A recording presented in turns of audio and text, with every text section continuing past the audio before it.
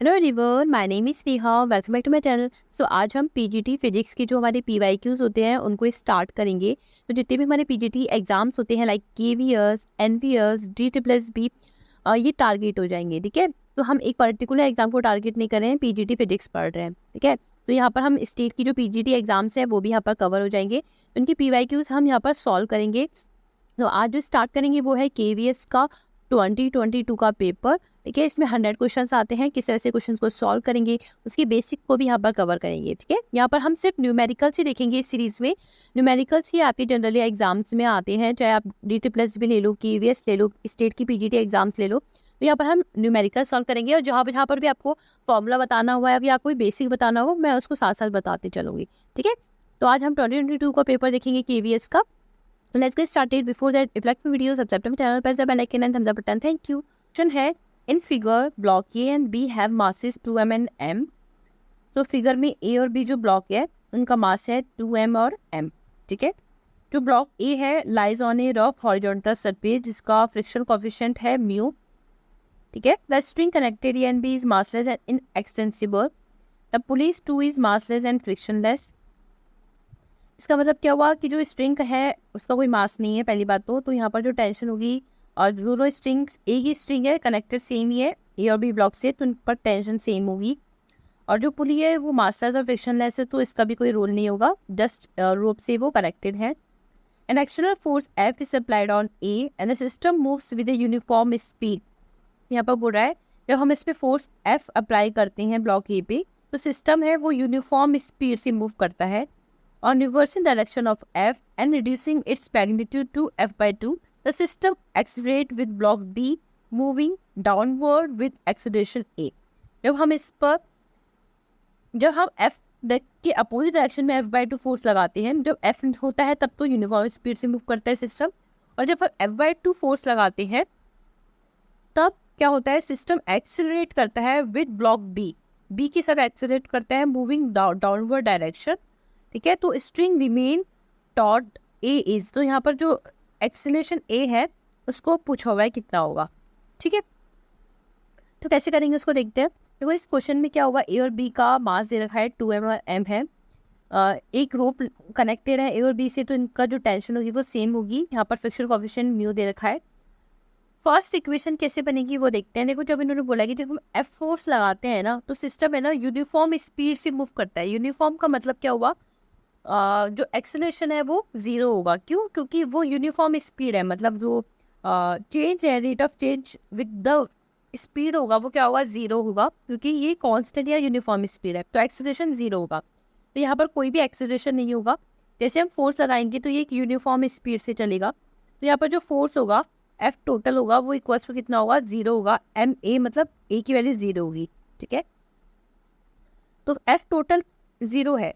यहाँ पर कितना फोर्स लग रहा है इस ब्लॉक ए पे, ब्लॉक ए पे फोर्स लग रहा है एफ माइनस टी या टी माइनस एफ, कुछ भी कर लो। ठीक है, लेकिन जैसे हम फोर्स लगाएंगे तो फ्रिक्शनल फोर्स कहाँ लगेगा, फ्रिक्शनल फोर्स लगेगा इसके अपोजिट डायरेक्शन में। फोर्स के अपोजिट डायरेक्शन में फ्रिक्शनल फोर्स लगता ही है। ठीक है, तब यह फ्रिक्शनल फोर्स लगेगा, क्योंकि स्पीड तो है ही, ऑब्जेक्ट तो मूव तो कर ही रहा है, यूनिफॉर्म स्पीड से कर रहा हो, मूव तो कर रहा है। जब भी मोशन होता है उसके अपोजिट डायरेक्शन में क्या लगता है, फ्रिक्शनल फोर्स लगता है, यदि वो सरफेस रफ है तो। ठीक है, तो F total equal to zero होगा, तो क्या होगा, एफ माइनस एफ टोटल। ठीक है, तो डायरेक्शन, क्योंकि फोर्स क्या एक वेक्टर क्वांटिटी, तो डायरेक्शन आएगा। तो यदि ये इस डायरेक्शन में एफ फोर्स, तो स्मॉल एफ और टी अपोजिट डायरेक्शन में होंगी, तो माइनस माइनस लगा देंगे, इक्वल्स टू में क्या आएगा, जीरो। तो एफ टोटल जीरो होगा, क्यों, क्योंकि एक्सेलरेशन जीरो है। तो एफ टोटल कितना होगा, F minus frictional force minus का टेंशन इक्वल्स टू भी जीरो। ठीक है, तो पहली इक्वेशन तो हमारी ये बन गई। अब सेकंड इक्वेशन क्या बोल रही है कि यदि हम फोर्स को अपोजिट डायरेक्शन में लगाए और उसका मैग्नीट्यूड f/2 रखिए तो सिस्टम क्या करता है, एक्सेलरेट करता है। ठीक है, तो जो ब्लॉक बी है वो एक्सेलरेट करेगा, कहाँ पर, डाउनवर्ड डायरेक्शन में। तो जैसे हम डाउनवर्ड डायरेक्शन में एक्सेलरेशन लगाते हैं तो वो कितना होगा, ए होगा।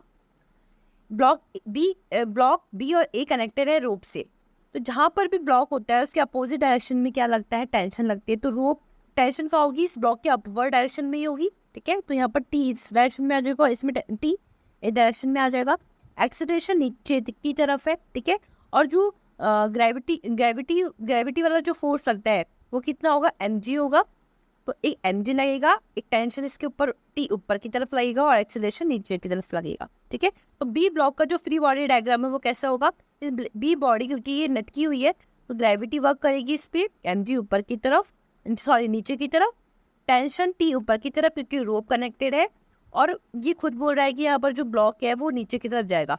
यदि ये बोलता भी नहीं तो भी ऑब्वियस सी बात है क्योंकि वो लटका हुआ है तो इसका जो वर्क होगा वो नीचे की तरफ ही होगा जनरली। तो हम ए को नीचे की तरफ ही कंसीडर करते हैं यहाँ पर, तो ए इस तरह से हो जाएगा, ठीक है। एक तो ये हमारा बी का डायग्राम हो गया। अब देखो यहाँ पर क्योंकि ए नीचे की तरफ जा रहा है तो सिस्टम डाउनवर्ड डायरेक्शन में जाएगा, तो मतलब जो ये है, ये ए ब्लॉक है, वो भी किस डायरेक्शन में जाएगा, इस डायरेक्शन में जाएगा। यहाँ पर जो एक्सेलरेशन है वो इस डायरेक्शन में होगा, डाउनवर्ड डायरेक्शन में। ये यहाँ की तरफ मूव करेगा, कब करेगा, जब ए भी इस डायरेक्शन में जाएगा, ठीक है। इस ए के लिए जो एक्सेलरेशन होगा वो इस डायरेक्शन में होगा। अब एक्सेलरेशन आ जाएगा, ठीक है। पहले एक्सेलरेशन नहीं था क्योंकि वो यूनिफॉर्म स्पीड से वर्क कर रहा था। ये जैसे हमने F/2 लगाया तो ये खुद बोल रहा है कि सिस्टम में क्या आ गया, एक्सेलरेशन आ गया। तो इस ए और बी दोनों में क्या आ जाएगा, एक्सेलरेशन आ जाएगा। ये 2m का मास है, ठीक है। अब जब भी मोशन होता है, मोशन के अपोजिट डायरेक्शन में फ्रिक्शनल फोर्स काम करता है। अब मोशन कहाँ पर है, इस डायरेक्शन में, क्योंकि एक्सेलरेशन डायरेक्शन में, ठीक है। तो फ्रिक्शनल फोर्स कहाँ लगेगा, अपोजिट डायरेक्शन में लगेगा। इस बी ब्लॉक के ए ब्लॉक के लिए जो फ्री बॉडी डायग्राम होगा वो कैसे होगा, देखो टेंशन तो यहाँ पर लगी रही है, एक हमने F/2 फोर्स लगा रखा है यहाँ पर, फ्रिक्शनल फोर्स यहाँ पर लग रहा है और एक्सेलरेशन यहाँ पर लग रहा है, ठीक है। तो इसके लिए F टोटल कितना हो जाएगा, F टोटल हो जाएगा हमारा ma के बराबर, और यहाँ पर a कितना है 2m, ठीक है। इसका मास कितना है 2m, तो 2ma हो जाएगा। F टोटल कितना हो जाएगा, देखो अब इसमें प्लस माइनस कैसे लेंगे, कैसे पता चलेगा, देखो जहाँ पर भी हमारा मोशन होता है वहाँ वाले फोर्स को प्लस लेते हैं और उसके अपोजिट वाले को माइनस लेते हैं। देखो मोशन इस एक्सेलरेशन के इस डायरेक्शन में हो रहा है तो F/2 और t को हम पॉजिटिव लेंगे, F/2 लेंगे प्लस t लेंगे और फ्रिक्शनल फोर्स का माइनस लेंगे एंड देन फिर 2ma कर देंगे। तो एक इक्वेशन तो हमारी ये बन रही है इस वाली डायग्राम से, ठीक है। और एक फिर बॉडी डायग्राम जो बी का बना है उससे भी हम इक्वेशन बना लेते हैं। देखो mg नीचे की तरफ, एक्सेलरेशन नीचे की तरफ। अब हम कौन से वाले फोर्स को प्लस लेंगे, mg को प्लस लेंगे, क्यों, क्योंकि एक्सेलरेशन हमारा नीचे की तरफ है, ठीक है। मोशन जहाँ होगा उस वाले फोर्स का हमको पॉजिटिव लेना होता है। तो mg माइनस का t इक्वल्स टू कितना हो जाएगा ma, ठीक है। a क्यों, क्योंकि इसका मास a दे रखा है, ठीक है। तो एक इक्वेशन हमारी ये बन गई। अब हम एक इक्वेशन लिख लेते हैं। अब फ्रिक्शनल फोर्स की आपको वैल्यू पता होनी चाहिए। देखो फ्रिक्शनल फोर्स की वैल्यू आपको गिवन नहीं है, आपको पता होनी चाहिए क्या होती है, म्यू इंटू एन होती है, ठीक है। और एन क्या होता है, नॉर्मल फोर्स होता है। ए के ऊपर जो नॉर्मल फोर्स लग रहा है, और नॉर्मल फोर्स किससे बैलेंस होता है, इसके वेट से, और ए का वेट कितना होगा m इंटू जी, इसका m कितना है 2m, ठीक है। तो यहाँ पर जो नॉर्मल फोर्स होगा वो 2mg होगा और फ्रिक्शनल फोर्स कितना होगा म्यू इंटू एन, और n कितना है यहाँ पर 2mg, ठीक है। तो इस तरह से यहाँ पर हमने क्या निकाल दिया, फ्रिक्शनल फोर्स निकाल दिया, ठीक। देखो एक इक्वेशन तो हमारी यहाँ से आई थी, कैसे आई थी, जो हमने फोर्स लगाया था और जो सिस्टम है वो कांस्टेंट स्पीड से मूव कर रहा था, तो एक इक्वेशन हमारी ये निकल कर आई थी। और एक इक्वेशन हमारी यहाँ से बनेगी और एक इक्वेशन हमारी यहाँ से बनेगी। तो क्या होगा, देखो इस वाली इक्वेशन से मैं बता चुकी हूँ क्या आएगा, F/2 प्लस टी माइनस का F इक्वल्स टू ma। तो F टोटल हो जाएगा हमारा F/2 प्लस टी माइनस का इस frictional force equals to 2ma। एक इक्वेशन तो हमारी ये बन गई। और एक इक्वेशन हमारी यहाँ से बनेगी, क्या होगी, mg नीचे की तरफ लग रहा है और यहाँ पर ये ब्लॉक भी नीचे की तरफ जा रहा है, तो mg माइनस का t इक्वल्स टू ma, ठीक है। और एक इक्वेशन हमारे बनकर आई है F minus tension equals to भी 0। अब हम तीनों इक्वेशन को सॉल्व कर लेंगे और a निकाल लेंगे, ठीक है। तो ये देखो यहाँ से t सॉल्व हो रहा है, t को तो रिमूव करना ही है, mg और ma के फॉर्म में हम t को रिमूव कर देंगे, क्या आएगा, t इक्वल्स टू हो जाएगा mg minus ma। Frictional force हमें पता है क्या है, म्यू इंटू एन, जहाँ n कितना हो जाएगा, क्योंकि a ब्लॉक पे फ्रिक्शन लग रहा था और इसके ऊपर जो n होगा वो बैलेंस होगा इसके वेट से, और इसका वेट होगा 2mg, तो म्यू हो जाएगा, f हो जाएगा हमारा म्यू 2mg, ठीक है। अब हम क्या करेंगे, अब हम f और t की वैल्यू इस वाले इक्वेशन फर्स्ट में रख देंगे, ठीक है। ये हमारी इक्वेशन फर्स्ट है, यहाँ पर हमने f और t की वैल्यू पुट कर दी तो कैपिटल F निकल जाएगा। तो कैपिटल F हो जाएगा frictional force plus t, frictional force की वैल्यू पुट कर दी 2 म्यू mg प्लस, और यहाँ से टी की वैल्यू पुट कर देंगे, इतनी हो जाएगी एम जी माइनस का एम ए। ठीक है, इसको सॉल्व कर लेंगे, ये तो सॉल्व हो ही रखा है। अब हम क्या करेंगे, इस वाली वैल्यू को पुट कर देंगे यहाँ पर, और जैसे हम पुट करेंगे यहाँ से क्या निकल जाएगा, ए निकल जाएगा। ठीक है, तो ये F by T plus F by two plus T minus F equals to 2m हो जाएगा। एफ बाई टू में एफ की वैल्यू पुट कर दी हमने, क्या थी 2 mu M G plus M G minus M A upon 2, plus T की वैल्यू क्या थी M G minus M A, और एफ की वैल्यू क्या थी माइनस का 2 mu M G equals to 2m। उसको सॉल्व कर लेंगे। ठीक है, तो यहाँ पर जैसे हमने इसको सॉल्व करेंगे तो ए की वैल्यू आएगी 3mg, देखो यहाँ पर mg है और ये mg, तो ये हो जाएगा 3mg, और ये 2 म्यू mg और ये है माइनस का 4 म्यू mg, तो ये हो जाएगा 2 mu mg equals to 6m। तो ए आ जाएगा हमारा 3 माइनस 2 म्यू, m से m कैंसिल हो जाएगा और g बाहर निकल देंगे अपन में 6, तो ए आ जाएगा हमारा 3 माइनस का 2 म्यू इंटू में g अपॉन 6। ठीक है, तो इसका आंसर देख लेते हैं। तो करेक्ट आंसर है इसका 4th, 3 माइनस का 2 म्यू अपॉन इंटू में g बाई 6। ठीक है, क्वेश्चन है, two spheres A and B have radius 2r and 3r respectively. Each sphere has a charge this. Two are connected to one another by a battery as shown in the figure. In equilibrium, QA and QB are charges on A and B. We have QN upon QB. तो यहाँ पर उन्होंने दे रखा है दो spheres है जिनकी radius अलग अलग है, 2r 3r की रेडियस है। इन पर जो चार्जेस है Q है, Q की वैल्यू भी गिवन है। ये जो कनेक्टेड है वो एक बैटरी से कनेक्टेड है, तो जब इक्विलिब्रियम पे आएंगे तो उन पर कितना चार्ज हो जाएगा, Q and Q B charge हो जाएगा, तो इसका रेशो पूछा हुआ है। ठीक है, तो इसको देखते हैं। अब इस क्वेश्चन को सॉल्व करने से पहले इसका बेसिक देखते हैं। मान लो दो स्फीयर्स हैं, ठीक है, जिन पर चार्जेस हैं, लेकिन इसको हमने बैटरी से कनेक्ट नहीं किया, एक नॉर्मल वायर से कनेक्ट किया है। ठीक है, जैसे वायर से कनेक्ट कर दिया तो ये अपने एक दूसरे को चार्ज ट्रांसफर करते रहेंगे। तो ये चार्ज कब तक ट्रांसफर करेंगे, इनकी इक्विलिब्रियम पोजीशन कब आएगी, कब जाकर इनका चार्ज ट्रांसफर करना रुकेगा, कब, जब इस पर जो पोटेंशियल है और इस पर जो पोटेंशियल है वो इक्वल हो जाएगा। जैसे इक्वल हो जाएगा ये अपना चार्ज ट्रांसफर करना रोक देंगे। पोटेंशियल नॉर्मल वायर से कनेक्ट किया तो इनका जो पोटेंशियल डिफरेंस कितना होगा, 0 होगा। तो यहाँ पर वायर से कनेक्टेड है, तो यदि दोनों का पोटेंशियल इक्वल हो गया तब ये अपना चार्ज ट्रांसफर करना रोक देंगे। और इनका जो चार्ज का रेशियो आएगा वो क्या आएगा, के क्यू ए अपॉन आर। ए मान लो इसकी रेडियस आर ए है और बी की रेडियस कितनी है, आर बी है, तो इनकी चार्ज का जो रेशियो होगा वो इस तरह से आएगा। ठीक है, R A upon R B. लेकिन यहाँ पर जो क्वेश्चन है उसमें ये बोल रखा है कि जो स्फीयर है वो 2 वोल्ट की बैटरी से कनेक्टेड है। ठीक है, इनिशियली तो इन पर चार्ज क्यू था, लेकिन जैसे इनको 2 वोल्ट की बैटरी से कनेक्ट किया ये अपने चार्ज ट्रांसफर करना स्टार्ट करेंगे, कितना, क्यू एन क्यू बी। कब तक अपना ये चार्ज ट्रांसफर करते रहेंगे, जब तक इनकी इक्विलिब्रियम पोजीशन कब आएगी, नॉर्मल वायर में कब क्या था, जब इनका जो पोटेंशियल इक्वल होना चाहिए। यहाँ पर इक्विलिब्रियम पोजीशन तब आएगी जब इन दोनों का पोटेंशियल डिफरेंस कितना होना चाहिए, 2 वोल्ट के बराबर होना चाहिए। ठीक है, वहाँ पर क्या था, V A minus V B 0 था, यहाँ पर 2 वोल्ट के बराबर होगा तब जाकर इनकी इक्विलिब्रियम पोजीशन आ जाएगी और ये चार्ज ट्रांसफर करना रोक देंगे। ठीक है, तो इस क्वेश्चन में क्या है वो देख लेते हैं। जैसे मानो 2 स्फीयर है जिन पर चार्ज है Q equals to 73 pi epsilon not R है, इनको 2 वोल्ट की बैटरी से कनेक्ट कर दिया है। ठीक है, इक्विलिब्रियम पोजीशन तब आएगी जब इनका पोटेंशियल डिफरेंस 2 वोल्ट के बराबर हो जाएगा। ठीक है, तो पोटेंशियल कैसे निकालेंगे, पोटेंशियल डिफरेंस निकालना है ना हमें। तो पोटेंशियल वी ए पर पोटेंशियल कितना होगा, के क्यू ए अपॉन आर, और आर कितना है, 2r। ठीक है, ए स्फीयर पर जो रेडियस है ए स्फीयर की वो है 2r, और वी बी का पोटेंशियल कितना होगा, के क्यू बी अपॉन 3r। ठीक है, तो बी के जो रेडियस है वो 3r है, इक्वल्स टू में 2 कर देंगे और इस इक्वेशन को सॉल्व कर लेंगे। तो यहाँ पर क्या आएगा, देखो यहाँ पर एलसीएम में 6r और ये हो जाएगा कितना, के 3QA माइनस का 2QB इक्वल्स टू में कितना है, 2। ठीक है, तो इसको सॉल्व कर लेंगे तो आएगा 3QA माइनस का 2QB इक्वल्स टू में 12r इंटू में के की वैल्यू कितनी होती है, 4 पाई एप्सिलॉन नॉट। एक तो ये इक्वेशन बन रही है हमारी। ठीक है, और देखो इस इक्वेशन को हम सॉल्व नहीं कर पाएंगे, क्यों, क्योंकि यहाँ पर 2 वोल्ट आ रहा है। यहाँ पर उसमें क्या हो रहा था, V A minus V B equals to 0 हो रहा था, या फिर हम बोल सकते हैं दोनों का पोटेंशियल सेम था, इस वजह से हम वहाँ पर रेशो निकाल पा रहे थे। लेकिन यहाँ पर 2 वोल्ट के बराबर है, इस वजह से ये इक्वेशन सॉल्व नहीं हो रही, तो हमें एक और इक्वेशन चाहिए। कैसे निकालेंगे, देखो इनिशियली यहाँ पर चार्ज था Q और इस पर भी चार्ज कितना था, Q था। जैसे हमने पोटेंशियल लगाया इस पर, तो यहाँ पर क्या करेंगे, चार्ज एक दूसरे को ट्रांसफर करेंगे और इस पर चार्ज कितना हो जाएगा, QA और QB। लेकिन चार्ज तो कंजर्व रहता है, तो हम यहाँ पर चार्ज कंजर्वेशन लॉ लगाएंगे और QA प्लस QB कितना हो जाएगा, इक्वल्स टू 2Q के बराबर हो जाएगा। तो 2 इक्वेशन इस तरह से निकलेगी। अब हम इसको सॉल्व करेंगे। देखो फर्स्ट इक्वेशन को सॉल्व करने पर कितना आ रहा था हमारा, 3QA minus 2QB equals to में 48 पाई एप्सिलॉन नॉट R आ रहा था।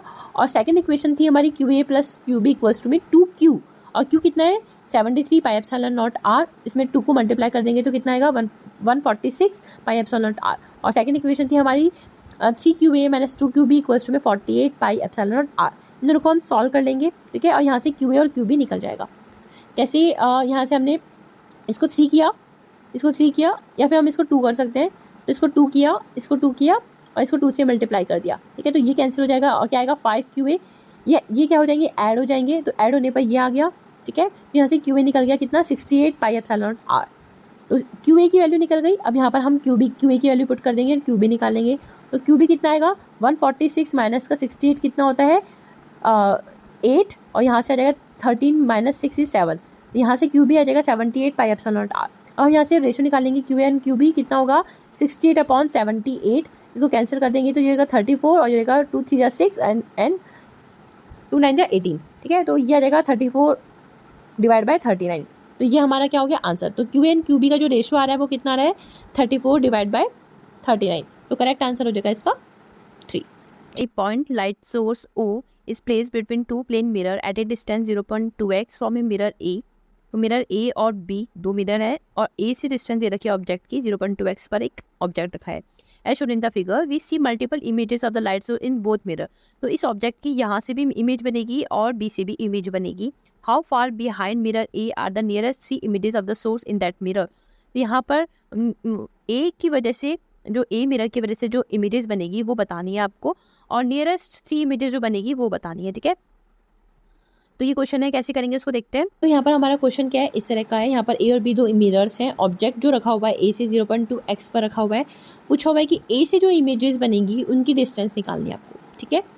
देखो पहले हम फर्स्ट इमेजेस, तो 3 नियरेस्ट जो इमेजेस बनेगी उसकी डिस्टेंस निकालनी है। तो जो फर्स्ट इमेज बनेगी कौन सी बनेगी, इस A की वजह से जो A जो मिरर इस ऑब्जेक्ट को देखेगा उसकी जो इमेज बनेगी वो यहाँ पर बनेगी, क्योंकि प्लेन मिरर है। तो डिस्टेंस कहाँ होगी 0.2x पर हमको एक इमेज मिलेगी।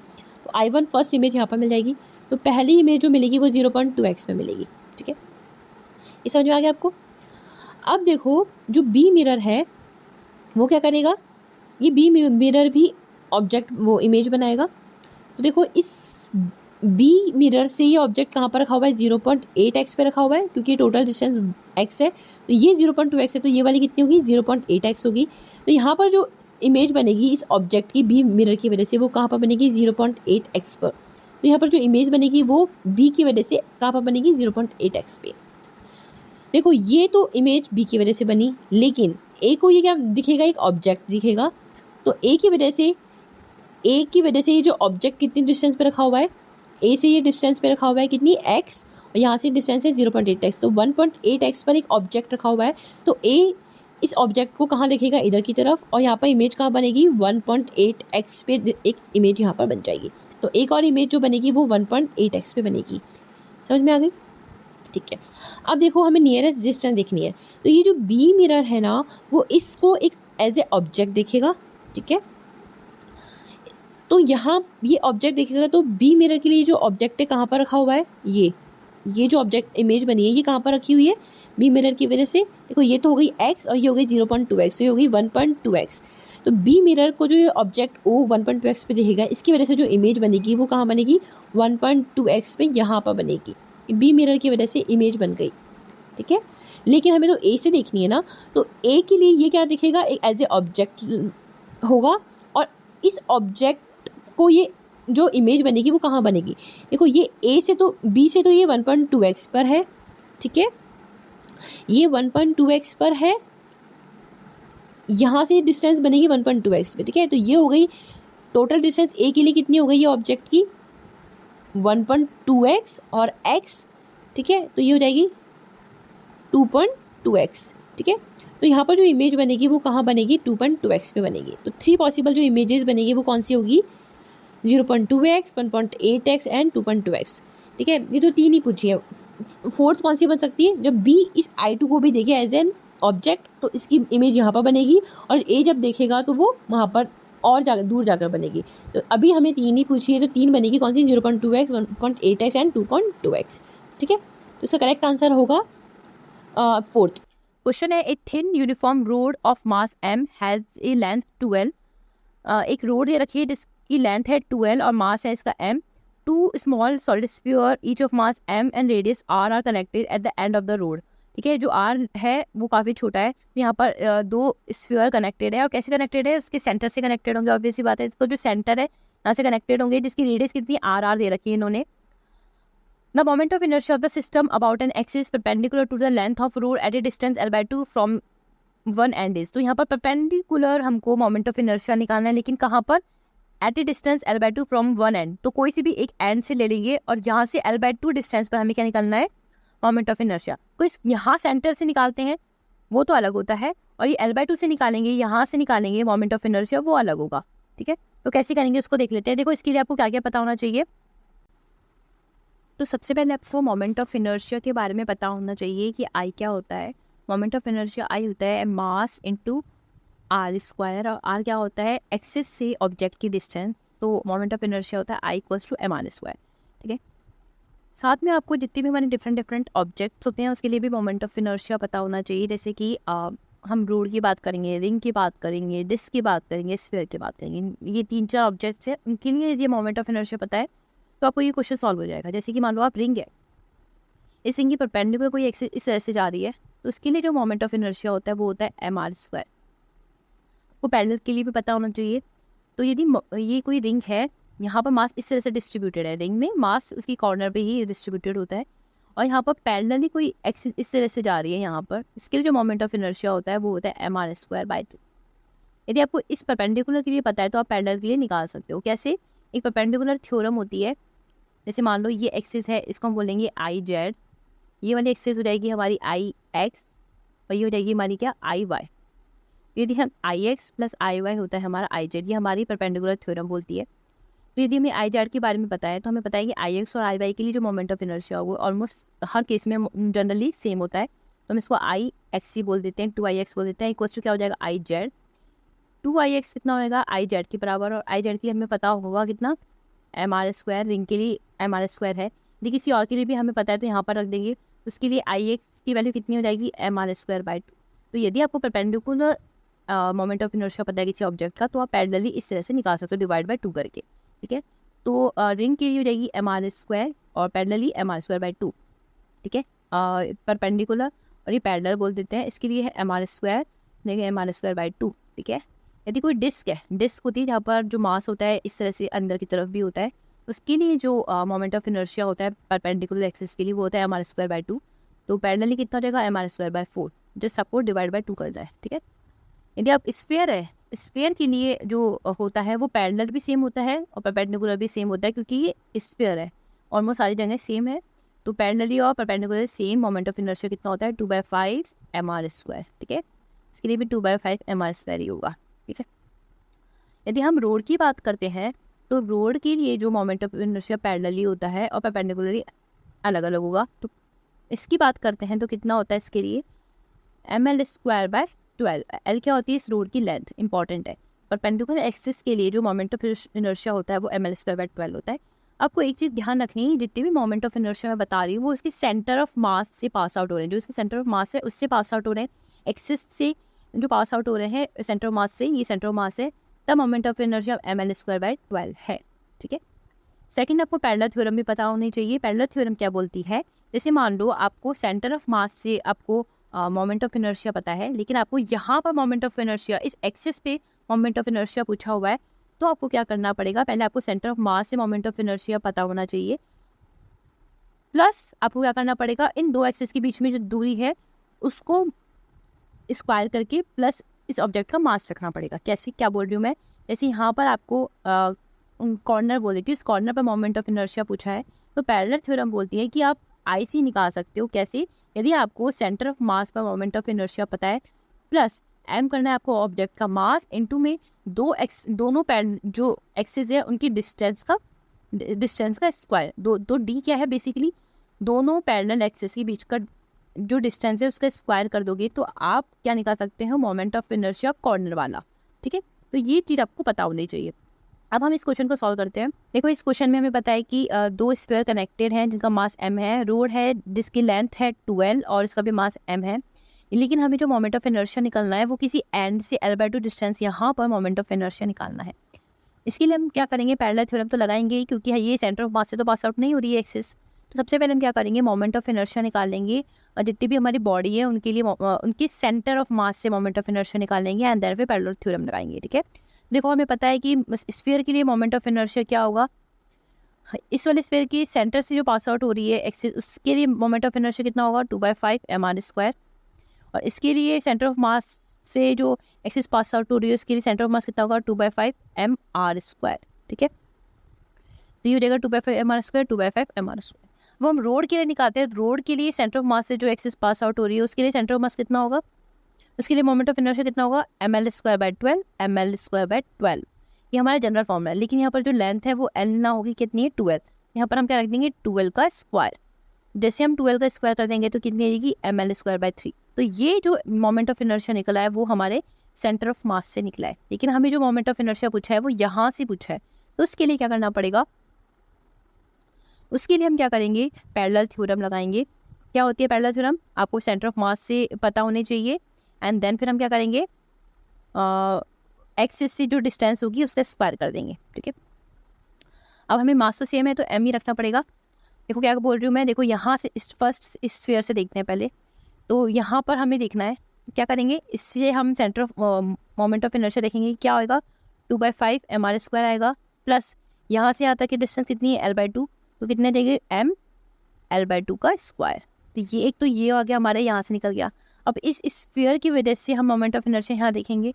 ठीक है, तो कितना आएगी, देखो सेंटर ऑफ मास से कितनी है इस स्फीयर के लिए, 2/5 mr², प्लस दो एक्सिस के बीच में डिस्टेंस कितनी हो जाएगी, देखो ये तो 2l है माइनस l/2, तो कितनी हो जाएगी, m 2l माइनस के l/2 का स्क्वायर।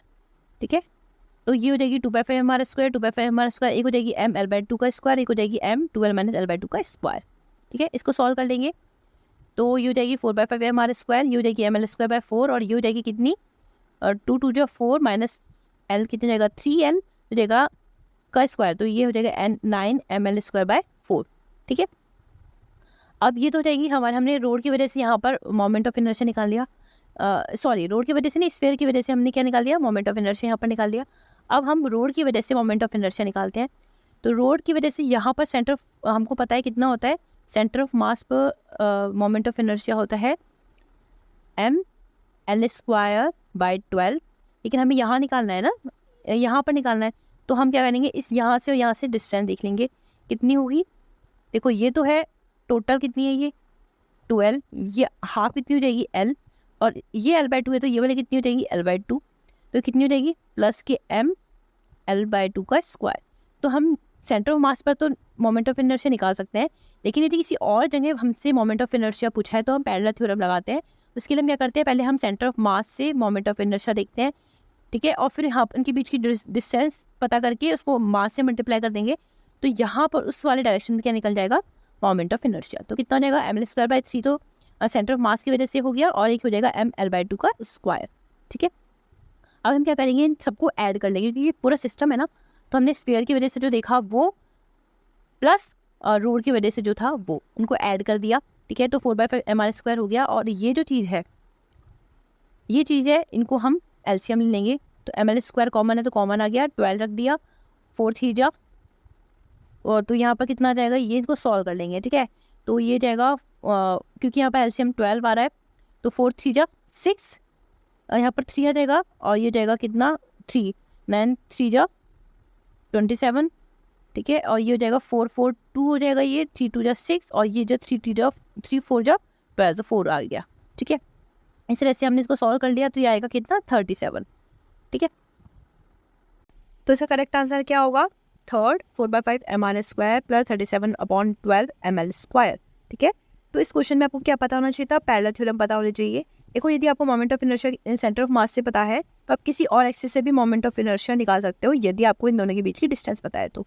ठीक है, क्वेश्चन है, a cord of negligible mass is wound round the rim of a flywheel. तो एक कॉर्ड दे रखी है जो कि फ्लाईव्हील से लिपटी हुई है, जिसका नेग्लिजिबल मास है। The mass and the diameter of the flywheel this, तो इस जो फ्लाईव्हील है इसका मास दे रखा है और इसका डायमीटर दे रखा है 20 centimetre. Now the cord is pulled down steadily as shown, what is the angular acceleration of the flywheel. So bracket में है the flywheel may be consider as rigidly mounted on a horizontal axle and as it bear no friction. तो यहाँ पर कोई friction नहीं है। तो यहाँ पर क्या निकालना है, एंगुलर एक्सेलरेशन निकालना है। तो कैसे करेंगे इसको देखते हैं। देखो इस क्वेश्चन को करने से पहले हम एक्सेलरेशन का बेसिक देख लेते हैं। जो एक्सेलरेशन होते हैं वो 3 टाइप्स के एक्सेलरेशन होते हैं। एक तो होता है एंगुलर एक्सेलरेशन जिसको हम अल्फा से डिनोट करते हैं। एक होता है हमारा सेंट्रीपिटल एक्सेलरेशन जिसको हम AC से डिनोट करते हैं, एक्सेलरेशन जिसको हम AC से डिनोट करते हैं। और एक होता है हमारा टेंजेंशियल एक्सेलरेशन जिसको हम AT से डिनोट करते हैं। ठीक है, इन तीनों में क्या डिफरेंस होता है वो देखते हैं। देखो जो सेंट्रीपिटल एक्सेलरेशन होता है ये तब होता है जब वेलोसिटी की जो डायरेक्शन चेंज हो रही है। ठीक है, जैसे मान लो ये हमें पता है सर्कुलर मोशन में जब हम मूव करते हैं तो V की सिर्फ डायरेक्शन चेंज होती है, मैग्नीट्यूड सेम रहता है। ठीक है, तो जब डायरेक्शन चेंज होती है तो जो एक्सेलरेशन काम करता है उसको हम बोलते हैं सेंट्रीपिटल एक्सेलरेशन। AC होता है, ये किसकी वजह से होता है, V की डायरेक्शन में चेंज करने के लिए वजह से होता है। तो AC कितना होता है यहाँ पर, V स्क्वायर अपॉन R, या फिर हम बोल सकते हैं R omega square is the AC। Centripetal acceleration होता है R ओमेगा स्क्वायर। ठीक है, टेंजेंशियल एक्सेलरेशन तब होता है जब ये वेलोसिटी की मैग्नीट्यूड में चेंज होता है। जब वेलोसिटी की मैग्नीट्यूड में चेंज होता है तो जो एक्सेलरेशन होता है उसको हम बोलते हैं AT। ठीक है, और एक नेट होता है ए नेट होता है रूट में AC का स्क्वायर प्लस AT का स्क्वायर। ठीक है, यदि आपको AC और AT पता है, AC क्या होता है V स्क्वायर अपॉन R और AT कितना होता है DV अपॉन DT। ठीक है, तो ये होता है डायरेक्शन में चेंज होने की वजह से और AT होता है मैग्नीट्यूड में चेंज होने की वजह से। एक होता है हमारा एंगुलर एक्सेलरेशन। ये कब होता है, एंगुलर एक्सेलरेशन होता है जब हमारे ओमेगा में चेंज होता है। ठीक है, तो अल्फा होता है हमारा D ओमेगा अपॉन DT। ये चीज़ आपको पता होनी चाहिए एक्सेलरेशन के बारे में, क्वेश्चन आ जाते हैं। ठीक है, यहाँ पर हमको अल्फा तो पूछा हुआ है लेकिन यहाँ पर हमें ओमेगा के बारे में कुछ नहीं पता। तो हमारा अल्फा का एक और फॉर्मूला होता है जिसको आपको याद रखना है। तो अल्फा होता है हमारा क्या, D ओमेगा अपॉन DT। जो हमारा मोशन हमारा सर्कुलर मोशन होता है तब इस तरह का हमारा एंगुलर एक्सेलरेशन निकलता है। क्या होता है, D ओमेगा अपॉन DT होता है। और एक और होता है formula tau equals to I alpha. ठीक है, यहाँ से भी हम क्या निकालते हैं, अल्फा निकालते हैं। तो अल्फा के 2 फॉर्मूले आपको पता होने चाहिए। अब हम यहाँ से क्या निकालेंगे, टॉ इक्वल्स टू I अल्फा से हम अल्फा निकालेंगे। तो अल्फा होता है हमारा टॉ अपॉन में I, या I क्या है हमारा मोमेंट ऑफ इनर्शिया। तो ये फ्लाई व्हील है, फ्लाई व्हील नॉर्मल व्हील नहीं है, फ्लाई व्हील है। मतलब कि ऑब्वियस सी बात है मास है तो ये इस तरह से हैवी एक हैवी डिस्क की तरह होगी। ठीक है, और डिस्क के सेंटर से जो मोमेंट ऑफ इनर्शिया निकलता है I, वो कितना होता है, मैंने बताया था m/2/2 होता है। मास है ना, रिंग पर मास होता तो वो इस तरह से नहीं दिखाते। ठीक है, तो डिस्क या फ्लाई व्हील है, इसका मतलब वो हैवी व्हील है एक, इसका इस तरह से हैवी व्हील है। तो डिस्क हो गई एक तरह से, उसका मोमेंट ऑफ इनर्शिया कितना होता है m/2/2। m पता है हमें कितना होता है 10, r पता है इसका कितना होगा 20 सेंटीमीटर डायमीटर दे रखा है, तो r हो जाएगा हमारा 10 लेकिन सेंटीमीटर में।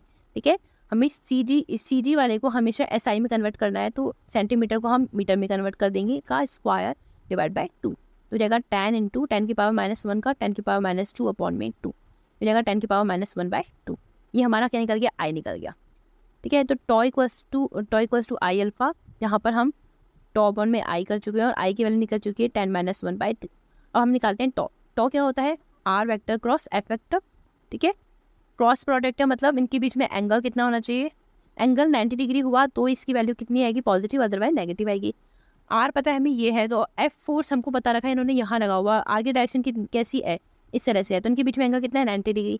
तो R क्या हमारी रेडियस कितनी है 10 सेंटीमीटर। ठीक है, और F कितना है हमारा, फोर्स लगा हुआ है यहाँ पर 10 न्यूटन का। इसको सॉल्व कर लेंगे तो कितना आएगा 1। तो 1 न्यूटन कितना है, टॉ है। तो अल्फा कितना हो गया हमारा 1 अपॉन में 10-1 इंटू में 2, तो ये रहेगा हमारा 20। तो ये हमारा 20 इज अ करेक्ट आंसर। ठीक है, सो मैंने इसको यहीं पर सॉल्व कर दिया, आप इसको देख सकते हो। तो एंगुलर एक्सेलरेशन होता है हमारा tau equals to I alpha, alpha होता है टॉ अपॉन I, जहाँ पर हमारा ठीक है, तो टॉ निकालेंगे पहले। टॉ होता है R vector cross F vector, F और R के बीच में रिलेशन है 90 डिग्री का। R है हमारा 10 सेंटीमीटर और F है हमारा 10 न्यूटन। यहाँ से हमारा टॉ निकल गया कितना 1 न्यूटन। ठीक है, और मोमेंट ऑफ इनर्शिया कितना होगा इस रिम के लिए m/2/2। इसको सॉल्व कर लेंगे, कितना निकलेगा 10-1/2। इसको सॉल्व करेंगे तो आंसर आएगा 20।